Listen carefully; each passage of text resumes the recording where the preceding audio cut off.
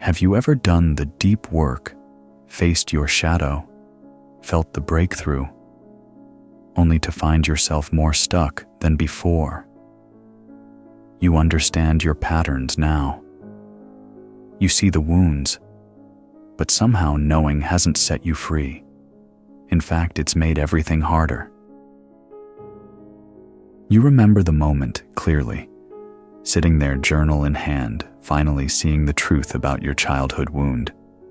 The perfectionism, the people-pleasing, the way you shrink yourself to feel safe. For the first time, your life made sense.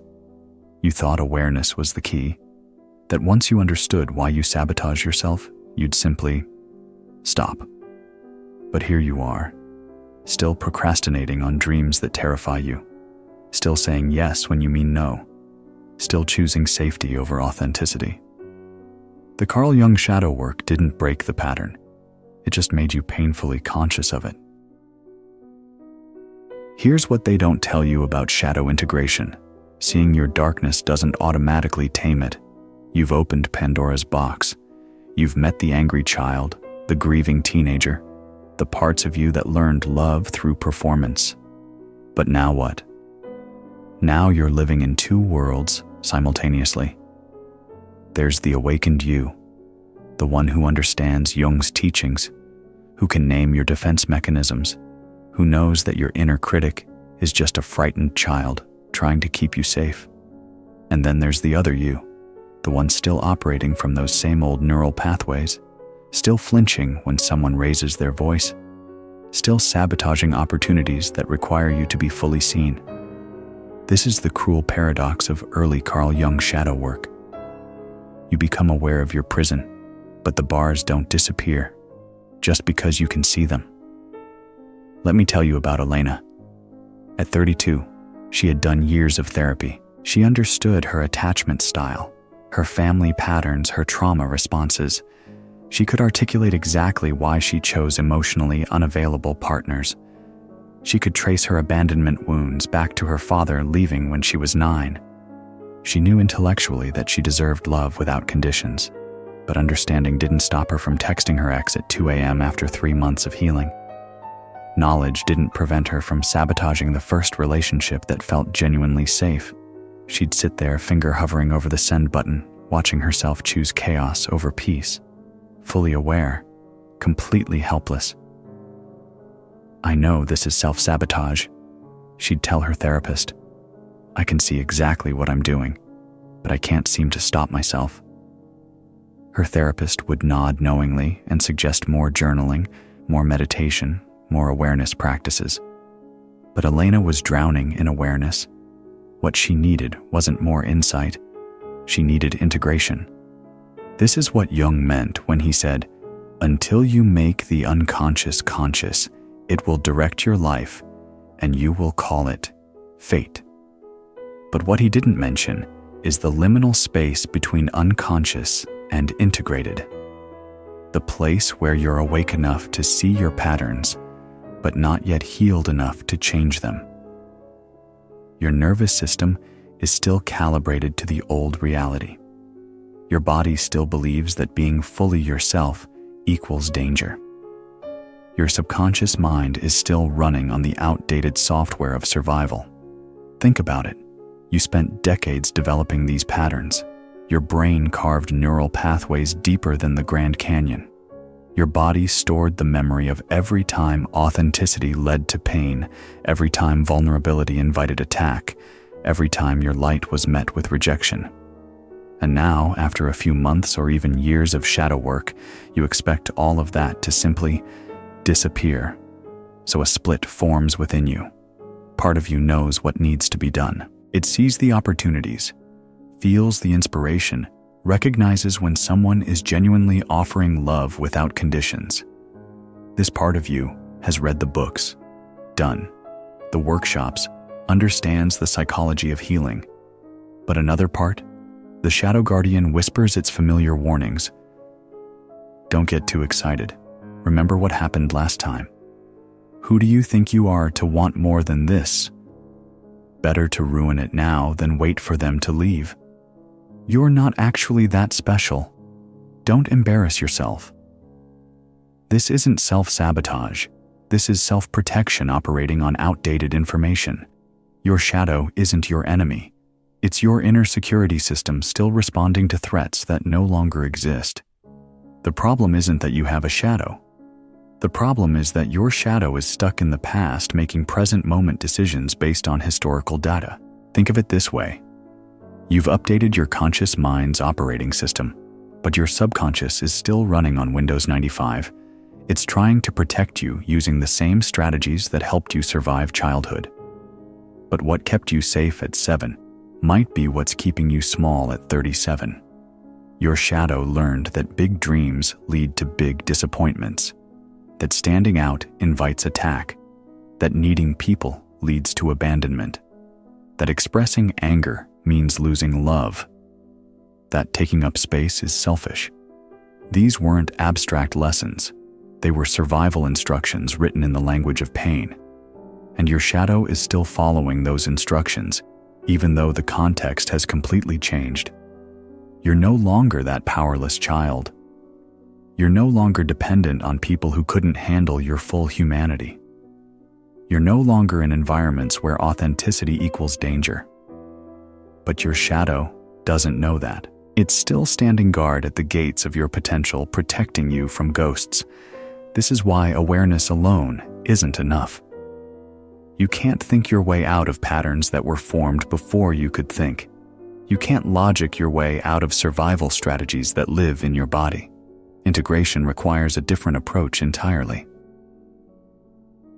Carl Jung said, "Shame is a soul-eating emotion." But here's what he really meant. Shame isn't just an emotion. It's a survival strategy. Somewhere in your story, you learned that being too much leads to abandonment, that shining too bright invites attack, that wanting too much guarantees disappointment. So you developed what I call the dimmer switch, an unconscious mechanism that automatically reduces your light whenever it threatens to burn too bright. Let me share Jordan's story. At 29, he was a gifted musician who could make people cry with a single guitar chord. His songs carried the kind of raw honesty that stops conversations and starts revolutions. But every time he got close to a breakthrough, a record deal, a sold-out show recognition from his peers, something would happen. He'd miss the meeting because of traffic. He'd get sick before the big performance. He'd pick a fight with his bandmates right before their most important gig. He'd decide his songs weren't good enough and rewrite them until the opportunity passed. His friends called it bad luck. His family called it self-sabotage. His girlfriend called it fear of success. But Jung would have recognized it for what it really was, the shadow protecting the psyche from an unconscious fear. Jordan's dimmer switch had been installed early. At 6 years old, he'd performed a song he'd written for his kindergarten talent show. It was about his pet hamster, and he'd poured his whole heart into it, his little voice cracking with emotion as he sang about love and loss and the confusion of death. His mother had been going through a bitter divorce, drowning in her own depression and anxiety. She'd been dragging herself through each day, barely keeping her head above water. When little Jordan bounded off stage, beaming with pride, expecting the praise and attention that would normally follow such a performance, his mother barely looked up from her phone. "That's nice, honey," she said, distracted by another text from her lawyer. "But maybe don't be so dramatic next time. People don't like kids who think they're special." One moment, one sentence. But for a 6-year-old who needed his mother's love to survive, the message was devastatingly clear. Your light is too much. Your emotions are too big. Dim it down, or lose love. 23 years later, Jordan's unconscious mind was still protecting him from that original wound. Every time success threatened to make him too much, his shadow would sabotage it first, because the shadow's job isn't to help you thrive, it's to help you survive. And in that little boy's reality, survival meant staying small, staying safe, staying invisible. But here's the cruel irony. The very mechanism that once protected Jordan was now the thing preventing him from sharing his gifts with the world. The dimmer switch that kept him safe from his mother's overwhelm was now keeping his music from reaching the people who desperately needed to hear it. This is the hidden logic of self-sabotage. It's not random. It's not weakness. It's not lack of willpower or motivation. It's your psyche's attempt to avoid re-experiencing your deepest wound. Your shadow is still trying to protect you from something that happened decades ago. Let me tell you about another pattern. Rachel, 35, brilliant entrepreneur, had built and destroyed 3 different businesses. Each time she'd get to the point where real success was within reach, and then she'd make a series of inexplicably bad decisions. She'd hire the wrong people, ignore red flags, make impulsive choices that tanked everything she'd built. "I don't understand myself," she'd say. "I know what I'm doing is wrong, but I can't seem to stop." But when we traced it back, the pattern made perfect sense. Rachel's father had been a successful businessman who worked 18-hour days and missed every important moment of her childhood. In her child's mind, success equaled abandonment. Love equaled sacrifice. Achievement meant losing the people who mattered most. So every time her business started thriving, her unconscious mind would whisper, "Success means you'll become like him. Success means you'll lose connection. Success means you'll hurt the people you love." And her shadow, trying to protect her from becoming someone she hated, would orchestrate the failure. This is why positive thinking doesn't work. This is why just believe in yourself feels impossible. You're not fighting against laziness or lack of motivation. You're fighting against a part of your psyche that believes your dreams are dangerous. Your procrastination isn't about time management. It's about a part of you that's terrified of being judged and found wanting. Your people-pleasing isn't about being nice. It's about a part of you that learned love through performance and is still trying to earn worth through exhaustion. Your perfectionism isn't about high standards. It's about a part of you that believes anything less than perfect will result in rejection. Your emotional numbing isn't about not caring. It's about a part of you that shut down to survive overwhelming feelings and hasn't learned it's safe to feel again. Jung called this the transcendent function, the bridge between conscious intention and unconscious resistance. But most people try to cross this bridge through force, through willpower, through fake it till you make it energy. They try to override their shadow instead of integrating it. And the shadow always wins, because you can't heal what you're still fighting. You can't integrate what you're trying to eliminate. The shadow isn't your enemy. It's your inner child still holding the pain that taught it to hide. And inner children don't respond to commands. They respond to care. Here's what I need you to understand. Your self-sabotage is actually a form of self-love. It's just outdated self-love. It's your psyche's attempt to protect you, using the only strategies it knew how to use. But you're not in that original situation anymore. You're not that powerless child. You don't need the same protection you needed then. The question isn't, how do I stop self-sabotaging? The question is, how do I create enough internal safety that my shadow no longer needs to protect me through sabotage? How do you update your internal security system to match your current reality instead of your historical trauma? Integration doesn't happen through insight alone. It happens through embodied compassion. You cannot think your way out of patterns that were formed before you could think. You cannot logic your way out of survival strategies that live in your nervous system. But you can learn to reparent the parts of you that are still stuck in survival mode. Here's how this actually works, step by step. Step 1. Recognize the voice before you resist it. When that familiar wave of self-sabotage rises, the procrastination, the picking fights, the sudden urge to burn everything down, pause. Don't try to stop it. Don't shame it. Don't override it with positive affirmations. Just notice, my shadow is activated. This isn't about becoming passive or accepting destructive behavior. It's about creating space between you and the pattern. It's about moving from unconscious reaction to conscious response. Step 2. Get curious instead of critical. Ask yourself, what is my shadow trying to protect me from right now? Maybe you're about to send that important email, and suddenly you need to reorganize your entire desk first. Your shadow isn't being difficult. It's trying to delay potential rejection. Maybe you're in the middle of a beautiful moment with your partner, and you pick a fight out of nowhere. Your shadow isn't being destructive. It's trying to create distance before they have a chance to leave first. Maybe you're about to launch your creative project, and suddenly you decide it's not good enough and needs to be completely redone. Your Carl Jung shadow isn't being perfectionist. It's trying to protect you from the vulnerability of being truly seen. Step 3. Speak to your shadow like a frightened child.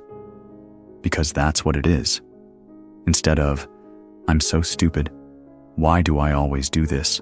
Try, I see you're scared. What are you afraid will happen if we move forward? Instead of, I need to get my shit together. Try, what do you need to feel safe enough to try this? Instead of, this is ridiculous, I'm an adult. Try, I understand you're trying to protect me. How can we do this together? This isn't therapy speak. This is practical shadow work. You're literally having a conversation with the part of your psyche that's been running the show from behind the scenes. Let me tell you about Maya. At 34, she was a brilliant writer who had been working on her novel for 8 years. Every time she got close to finishing, she'd find fatal flaws in the plot. She'd rewrite the first chapter 47 times.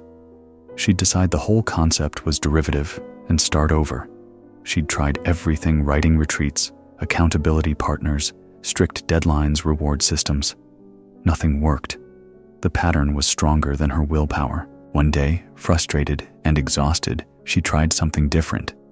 When the familiar voice started criticizing her work, instead of arguing with it, she asked, "What are you afraid will happen if I finish this book?" The answer came immediately in her own voice, but younger, more frightened. "They'll see that you're not as talented as you pretend to be. They'll see that you're ordinary, and then everyone will know the truth about you." For the first time, Maya understood. Her perfectionism wasn't about creating great art. It was about avoiding the vulnerability of being truly seen. Her shadow had been protecting her from the risk of authentic self-expression. But instead of fighting this voice, Maya decided to have a conversation with it. "I understand you're scared," she said. "You don't want me to be humiliated. You're trying to keep me safe from rejection." The voice softened slightly.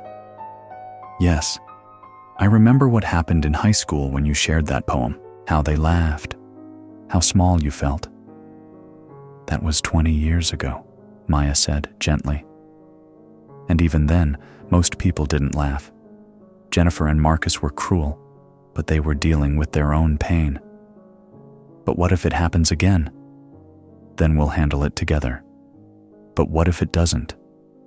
What if sharing my imperfect art helps someone else feel less alone?" This is the conversation that changes everything, not arguing with your shadow, but including it in the decision. So Maya made a deal with that frightened part of herself. What if we finish the book, not because it's perfect, but because finishing is an act of courage? What if we let people see our imperfect art instead of our perfect hiding? It took 3 more months, but Maya finished her novel, not because she overcame her perfectionism, but because she honored the fear while choosing courage anyway. This is integration, not eliminating your shadow, but dancing with it. Step 4. Take action from wholeness. Not just your conscious mind. Most people try to heal by pushing through resistance, but resistance isn't the enemy. Resistance is information. It tells you where your shadow feels unsafe. And instead of forcing your way through, you can create conditions that help your shadow feel secure enough to let you move forward. Maybe that means writing for 15 minutes instead of 3 hours. Maybe that means sending the imperfect email instead of the perfect one. Maybe that means having the difficult conversation in small doses instead of one overwhelming confrontation. Maybe that means starting the business with a small pilot program instead of a massive launch. You're not accommodating weakness. You're honoring the pace of integration. Your Carl Jung shadow needs to learn through experience that it's safe to be visible, that authenticity doesn't equal abandonment, that failure doesn't equal annihilation, that success doesn't equal isolation. But it can't learn this through lectures or affirmations. It learns through embodied experience, through small acts of courage that prove the old fears are no longer relevant. Jung said, "The most terrifying thing is to accept oneself completely." But complete self-acceptance isn't a destination. It's a daily practice of treating all parts of yourself, even the parts that sabotage and resist, and hide with the same compassion you'd show a dear friend. Your shadow doesn't need to be healed. It needs to be held. It doesn't need to be fixed. It needs to be welcomed home. It doesn't need to be overcome. It needs to be integrated. Because wholeness isn't about eliminating the dark parts. It's about bringing them into the light where they can transform. Real healing begins with micro-commitments to yourself, not grand gestures, not life overhauls, not, "I'm going to change everything starting Monday." Healing begins when you start showing up for yourself in ways so small your shadow doesn't perceive them as threats. Start with trust-building actions. Send the text without editing it 17 times. Leave the house without makeup once. Share an opinion that might not be popular. Sit with your feelings for 5 minutes instead of immediately distracting yourself. These aren't goals. They're invitations to your authentic self. Here's what's happening beneath the surface. Every time you follow through on a small commitment to yourself, you're rewiring your nervous system. You're teaching your unconscious mind that it's safe to be real. You're proving to your shadow that authenticity doesn't equal abandonment, that visibility doesn't guarantee attack, that wanting something doesn't ensure disappointment. The magic isn't in the action. It's in the accumulation of self-trust. Remember, your shadow learned to protect you through 1,000 small betrayals of your authentic self. You can't undo that with one breakthrough moment, but you can heal it through 1,000 small acts of self-loyalty. This is the work. Not transforming yourself into someone else, but returning to who you've always been beneath the survival strategies. Not becoming fearless, but learning to move forward with your fear. Not eliminating your shadow, but teaching it that it's safe to step into the light. Jung wrote, "Your vision will become clear only when you can look into your own heart." But looking into your heart isn't a one-time event. It's a daily homecoming. Some days you'll sabotage yourself and remember to be gentle. Some days you'll choose courage and celebrate quietly. Some days you'll feel split between your old patterns and your new awareness, and that's exactly where integration happens. In the space between who you were and who you're becoming. This isn't about perfection. It's about presence. It's about showing up for your life as you are, not as you think you should be. Your potential isn't something you need to achieve. It's something you need to allow. You don't sabotage yourself because you're broken. You sabotage yourself because somewhere along the way, you learned that your light was too much, that your dreams were too big, that your authentic self was too risky to share with the world. But you're not that child anymore. You don't need permission to take up space. You don't need to earn the right to want beautiful things. You don't need to prove your worthiness before you're allowed to try. Your shadow did its job. It kept you safe when safe was what you needed. But safety and aliveness aren't the same thing. And you're ready for aliveness now. Carl Jung said, "The privilege of a lifetime is to become who you truly are. Not who you think you should be, not who others need you to be, who you truly are. The person who dreams big dreams and takes imperfect action toward them. The person who feels deeply and speaks authentically. The person who can hold both power and tenderness without apologizing for either. That person isn't someone you need to become. That person is who you've always been, waiting patiently beneath the armor. Your healing isn't the end of your story. It's the beginning of living it. Take the small step. Send the message. Have the conversation. Create the thing. Not because you've overcome your shadow, but because you've learned to walk with it. Your shadow and your light aren't opposites. They're dance partners. And it's time to let them dance.